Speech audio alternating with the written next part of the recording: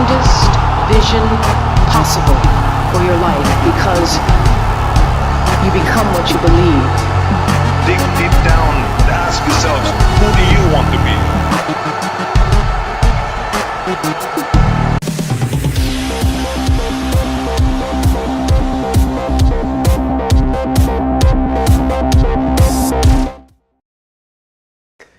Ladies and gentlemen, boys and girls, Majitana Bongwana, welcome to it. It's In the Game with Mpixo P, the greatest. And guess what? Another week of excitement when it comes to sports, because I can tell you it's drama, drama, drama all over. But you know what? I'm going to make it easy for you. I'm going to start by, touching those wounds, because this weekend, the English Premier League made sure that people are crying, I'm telling you, because some teams, they lost and others thought they would take advantage and they never did, and then they were never on top, and then another one was on top. I'm talking about Man City going to the top of the log when Liverpool lost, and Arsenal fans were like, no, we are going in. And unfortunately, Arsenal also lost. But in the South African Premier League, in the DStv Premiership, Mamelodi Sundowns continue to lead the log, which is crazy because they are 14 points clear, with 1 game ahead of other teams and 2 games ahead of others. Will there be any form of catch-up? I doubt, and I know you know it too, that there's no way there will be teams that will catch up. But another team that really surprised the world is Bayern Leverkusen, who were crowned champions of the Bundesliga after a very long time. In the late 90s, they were getting in there, as the runners-up, getting close and close and close, but never making it. But 2023-2024 season, they are definitely champions. But today, we are not talking football. We are talking all things the Varsity Cup. Because as far as the Varsity Cup, there's a lot of drama there. I'm telling you, it's going to go a long way. Next week, we see the finals. And the teams that are in the final, I don't know, maybe my guest will tell me as if this was his expectation or no. But he's a familiar face to Free State Online channel. I'm talking about none other than TEBOGO MASIMOLA. Njaka. Hey man, I don't know whether to be excited or not to be excited, because it's quite crazy right now. A lot of sporting activity is very unpredictable when others are very predictable. But in terms of the Varsity Cup, man, what's going on? Yeah, I think, first of all, thank you for having me once again here, to you and the crew and everything. Yeah. But yeah, when we're talking Varsity Cup, I have to be honest. I thought the Shimlas, who are in the final and they will be hosting the final, I thought they might make it to the semis, but I thought the wounds and the ghost of the semi-final would come back to bite them, as it always has. But it looks like, they are now hosting the final. But I thought, I thought the pick, or as they're known now as the Eagles, I thought the Eagles were going to definitely host the final with Shimlas in there. Seeing Shimlas in that final is not a surprise. But the fact that the Eagles lost to UCT Ike Tigers at home at the Fondue du Toit, for me was very interesting. Look, usually when any tournament starts, we have favorite teams that we look at and we say, these ones, like you touched on, Shimla's making it to the semis, but you never thought they'll make it to the final. Which teams were really your favorites to just say, these ones will go all the way, probably between one of them we'll see a champion there? Yeah, the way in which the Varsity Cup is always set up, I expected the Eagles to be in the final, definitely. And then with Marties as well, Marties have a lot of experience in their side, so I expected them to be in the final. So I looked at, it was literally, so 3rd and 4th are in the final, 1 and 2 are out, and 1 and 2 played at home. So the way in which you would have seen the final, even though you thought, I always say that the way Shimlas play, I don't think it's kind of, championship rounds type of rugby, because they like to run from everywhere. Yeah. So, but for them to go to the Donny Craven and beat Marties there, it speaks a lot. And for Ikes to also come through and play at the Fondue du Toit and go there and not just win the game, but 38-24 against the defending champions at home is something else. Listen, just to give our viewers at home perspective, in the semifinals that played on Monday, Northwest University were knocked out by Ikes by 32-18, and Marty's were knocked out by Shimlas by 38-24, which is quite insane. Something that we never really thought about. But as far as Marty's is concerned, for over the years they've been quite a struggle to the Marty's that we know, that is ruthless enough, particularly in their backyard. What's going on? They've been building, is the building coming all right, or the foundation is missing, or what's going on there? Yeah, I think instead of building with bricks, they're building with clay. Marty's, it's just not working for them at the moment. They're not, from back then, I think Marty's used to be the strong, dominant side, that, when you saw them play, you'd be like, yes, they were that team. They either won it in the first half or they won it in the second half. But, in all honesty, I think they've just... They're getting the players, but I don't think they're getting the same caliber and quality of players as what like a Shimlas would get, or maybe in terms of, a UCT, the Ike Tigers, those players that they would get. You don't really see that many big name, sort of say, schoolboy players coming through to Marty's and working their way up. So I'm not really sure what's going on that side in terms of Marty's since 2018. And after COVID, actually not since 2019, when the likes of Edo van der Merwe and all of those players left and went to the Lions and stuff, Marty's hasn't been the same since then. I think they've struggled to build. Yeah. And by me saying that, I think they're building with clay and not with bricks is not in any way trying to say anything bad about Marty's, but I think somewhere there's just something missing. It is missing. And if some of the other teams, like your traditional, not lower side, but teams that are usually up and down, like a Wits, a UJ, a CUT, if those sides were actually playing much better rugby, you'd have Marty's lingering at 7 or 8 as well, because they win, but they're not convincing. They're not convincing in how they do things. So yeah. Look, I see the disappointment in your face when you talk Marty's, because they usually give us exciting rugby, like you said earlier on, dominance, like you touched on it. But with the champions, what happened in the semis, man? They were the defending champions, and we expected them just to do their thingy in their backyard. Yeah. Firstly, I have to say Tom Dobson Squibb, the coach of UCT Ike Tigers, he's a mental coach as well, and he lost last year to the Ike Tigers in the final at the Fani du Toit, and then he lost the game, I think last week. It was last week they played against the Ike Tigers last week in the group, not the group stages, but in the round 7. They lost against them, and then now they were going to play against them now in the semi-final. I don't think he had to have worked with those players, and to get those players mentally focused for that game is absolutely just, it's something to marvel at. But in terms of what happened with the defending champions, I don't know. The first thing that I saw when the game started, and I actually laughed, because they were celebrating the 20-year anniversary. So the flag came out, there was drums, there was cheerleaders, everything, and it took me back to every time Kaizer Chiefs play and it's Bobby Mdaung's birthday. And I said it. Listen, hold it right there. Let's take a quick break. When we come back, I want you to give us that side, because you're bringing a picture that we don't have. Let's quickly go to a break. When we come back, I want TEBOGO MASIMOla to continue the story. We are coming back. I get over. You become what you believe.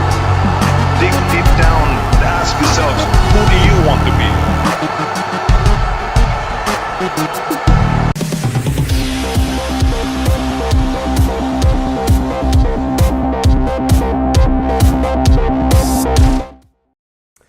Welcome back to In the Game. And before we went to a break, TEBOGO MASIMOLA was giving us a beautiful picture there. I want you to continue because you included a team that gives so many people heart attacks. No, we're talking rugby. Yes, you were saying. Yes. So I was saying that in that game, you know, when it started, they were celebrating the 20-year anniversary, and you know, it was a festival. There was, you know, the South African flag came out, and they were beating drums, and they had shirts that said 20 and all of that stuff. And it brought me back to, you know, like I said, Kaizer Chiefs, when they play and it's Bobby Mtaung's birthday, they can't win. It's always, it feels like they're celebrating two things in one, and in their head they've already won. So, you know, and I'm that one person. Yeah, you know, when you go onto the field and you're like, we're doing it for this one. Like, they probably, I can tell you, the team talk was probably like, let's do it for the university. It's been 20 years of blah, blah, blah. No. And it didn't work out. It didn't work out. I'm not saying that was the team talk, but it probably was the team talk. And it was like, yeah, this great institution. No, go play rugby, bro. Just go play rugby. But yeah, so they got there, and you know, it didn't work out. I mean, UCT had their numbers. They lost so many lineouts which they shouldn't have. You know, they were not up to speed. They had the Eagles normally have big ball carriers. When they carry the ball, it's big players, you know, and they come around the corner much quickly. But it felt as if the Ike Tigers were just that more quicker than them, you know, in terms of lineouts. They were not getting their lineouts. Their lineouts were getting stolen. They managed to get a bit of scrum dominance. So in the scrums, they would scrum them a bit. But general play, I mean, you know, what's this player's name? I can't remember his name, but he plays for the Ikes. He waited on the line, and he had sprinter stance. And he waited. And the 9 of the Eagles, Mpokubega, got the ball out. And he hadn't even passed it. And the moment he threw that pass, he just came through, he got that ball, intercepted, went through and scored, you know. So for me, that's one of those things where you didn't expect it. They didn't look like the defending champions. Yeah. They didn't look like the defending champions. I don't know, something was in the air, and Maybe celebrations started too early. But let's just leave the top 4 alone for now and go to the bottom, because we also have to touch on the bottom. The UWC, what's going on? The 1 point after 7 games, they've never won a game at all. I think UWC, they won the Varsity Shield. And they wanted to come say hi to the Varsity Cup and then go back. They just came. They came to say hi, and then Greetings. obviously, greetings. Tux is coming back. Yeah. They've been promoted, you know. So for them, it's like, but yeah, I don't know. For UWC, you know, 2021, when they were in the bubble, and you know. Rest in peace, of course, to Chester. You know, when he was in that team, you know, they were building, and you know, you could see that they were really, really starting to build the team. I mean, Oki van der Merwe, who's playing now for Shimlas, was part of that side. You know, and you could see that they really had quality players. And then after that, you know, when the 2021 season finished and the 2022 season finished. CUT being very lucky to not be relegated in the 2022 season because of what happened in the bubble. So that's when the points difference from last year and the following year added up. CUT were lucky to not get relegated because they lost to UWC. And since then, you know, they haven't really been the UWs, you know, that we were starting to get used to. Yeah. Look, CUT as well, like I like the fact that you touched on that they've been surviving relegation like over the previous years. And now they are also close to it because they have to play that important match before the final. What does this mean for CUT, and what kind of season would you say that they've had? Yeah, I think it's, once again, it's another promotion relegation game, and it's exactly the same as last year. Last year they ran right against Madibas, and they're playing them again now. Different Madiba side, a very different Madiba side, and you know, so I'm not really sure how it's gonna go. I'm obviously, as an old CUT player and all of that, I'm really hoping that they can, they can win that game. But CUT has had I think they've had a shocker of a season. Yeah, if you watch rugby and you watch and you understand it, a team, I'm going to take Shimlas for example. Shimlas went into halftime playing against CUT and the score was 44-7. They were leading by 30 something points, 37 points. And then they come in second half and they score another 9-point try, And then afterwards, from there on, CUT started scoring. But CUT started scoring afterwards, and the game ended up being close, but at full time. And this happened game after game where they would go in at halftime, maybe being behind by 30 plus points, and then they would come in second half, and then they would want to win, and people are like, yes, the CUT side is not bad. My question has always been, when you are leading by 37 points going into halftime, you don't necessarily think you're going to lose that game anymore. Yeah. So there is a lot of, you're being relaxed. You don't really think that you're going to lose that game, and then all of a sudden it's catch up. So they've always been playing catch up rugby. So I think it's been really a disappointing season from them. They've won all the games that they had to win. They beat UJ. They beat what's this other side, UWC, and I think UWC got 1 point from CUT. So I'm not really sure. I could be mistaken or I could be wrong with that one, but like I'm saying, it's been really a disappointing season. It's been a disappointing season because not only do they have arguably one of the most experienced coaching staffs, but they also have some really good players. They've got some good players, but I think a lot with CUT not being good is underlying issues that I think they need to sort. Firstly, that they need to sort between themselves in terms of players and the players themselves as well. I think they really need to take a lot of accountability in terms of how it happens on and off the field. So That's quite crazy, but let's look into the final. But before we look into the final, let's take a quick break, and after the break we are definitely going to look into the final, and you give us who you think is taking it home this season. Ladies and gentlemen, we're taking a quick break, and when we come back we look into the final. Technically, who is better than the other? Ayoba. You become what you believe. Deep down, ask yourselves, who do you want to be?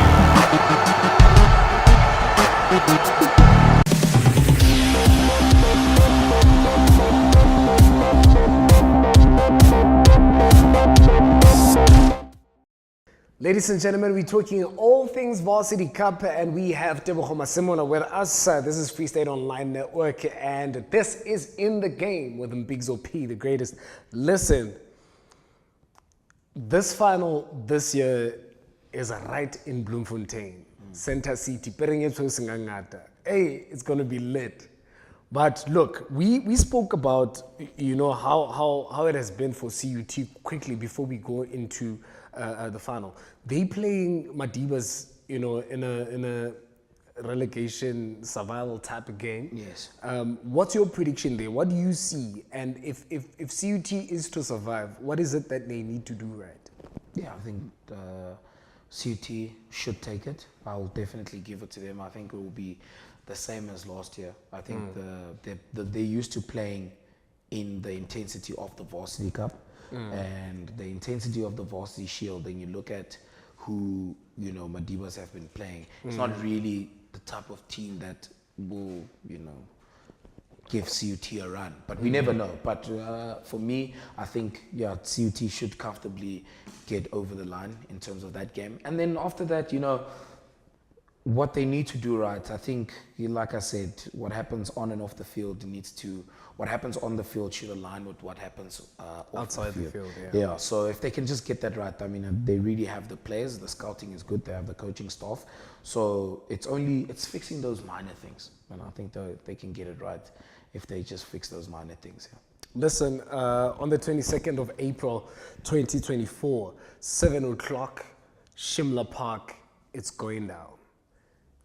two teams going at each other from an amazing semi-final play out, playing against tough opponents, and they're coming against each other. For you, what is it that either of the team that will win it needs to do right?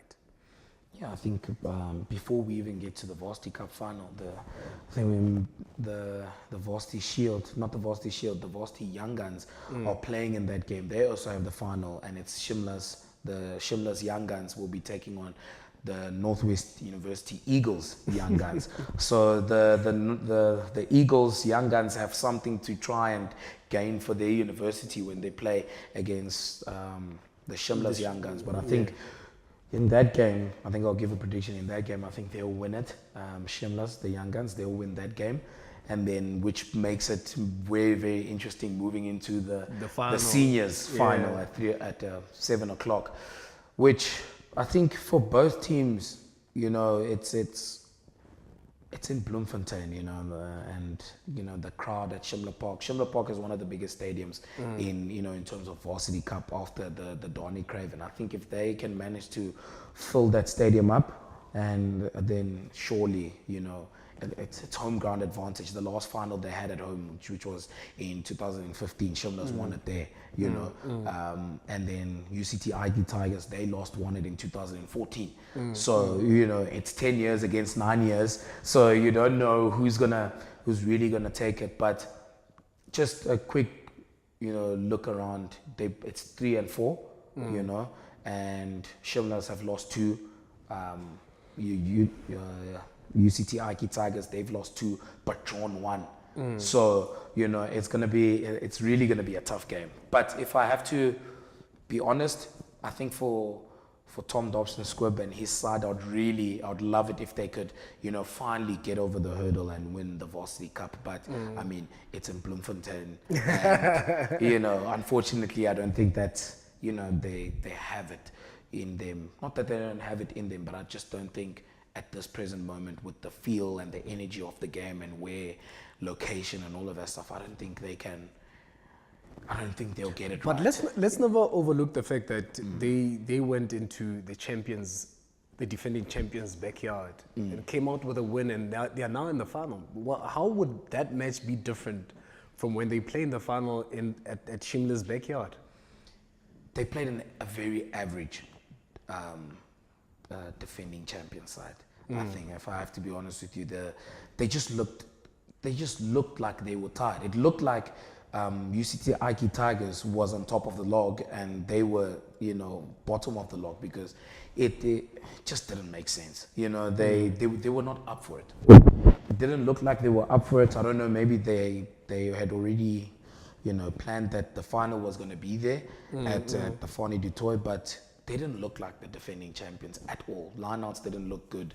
You know, general play didn't look good. I mean, it just didn't look good. So, once again, you think that maybe if they go into this final, you think that Shimla's might underestimate them. But I definitely doubt it, because the coaches, I mean, Coach Andre Trudeau wanted to cry yesterday because he mentioned that they've lost so many times at the semi-finals, and to finally get over. I mean, Ethan Wenzel from the Shimlas, they fly off. He posted a picture and said, "Job not done yet," and they're hosting the final. So it's going to be a tight game. Yeah, it's definitely going to be a tight game, and Shimlas, I think, will also be trying to go for a bit of revenge, because the last time they played UCT Iki Tigers there, the Iki Tigers, I think this was last year, the Iki Tigers put about 60 points on them. So I think they'll be definitely looking to get the result. So I think it's going to be a double or a hat trick. I think CUT is going to win the promotion relegation, please. And then after that, I think the Young Guns. Yeah, the Young Guns are going to win, and then I think Shimla's are also going to win. Those boys must just not have stage fright.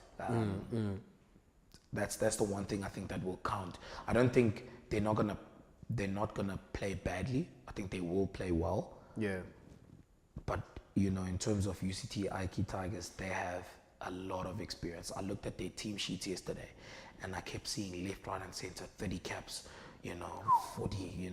That's decent 3-4 years of varsity cup. So you're looking at it and you're saying, oh, okay. And most of those guys have been in that setup for years. So some of them come from Wynberg boys and have been there. So they're in Cape Town for years. And then you look at Shimla's. They've got some very good players. I think the flyer of Ethan Wenzel for Shimla's is very good. But I think if Zane Bester and Michael Annis, who's played junior box last year, and John Raynell, who's Smiley, the number 9, if they're on song, it's a done deal. It's pretty much over. Yeah. Man, it's quite crazy. I hope to see the same vibe that the CUT UFS game had. With numbers, just that stadium filled to capacity, and I hope that all students in Bloemfontein will just go and back up Shimla's, because at this point we have no choice. Yeah, there's nothing else. We have no choice. Yeah. But Tebs, thank you so much, my brother, for come chilling with me and talking all things Varsity Cup. We hope the best for Shimla's for sure.